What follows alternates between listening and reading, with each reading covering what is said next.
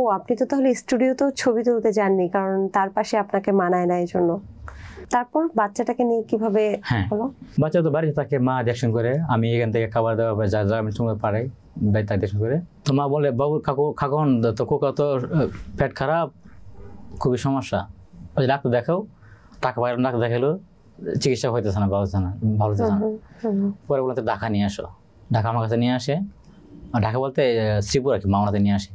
ওখানে ডাক্তার দেখালাম, ওখানে হাসি মুখ করলাম, বেশ ভালোই ছিল। আমি বুঝতেই পারলাম যে কি কি হইলো ভাই। পরে আমি সকালে অফিসে গেলাম 8টার দিকে, তোর মা কল দিয়ে, কাকুন আমি কি চালু তোর কোকা সমস্যা দেখতেছি, কি বলো? হ্যাঁ, বাসায় গেছি, বাসায় গিয়ে দেখি যে আমার ছেলে অবস্থা একদম হাত পা ছাড়া অবস্থা। আমি যা দেখলাম তার একদম বিপরীত।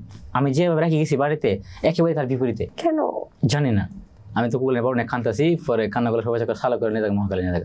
আমি এখানে নিয়ে আসার সঙ্গে মৃত্যু ঘোষণা করছি।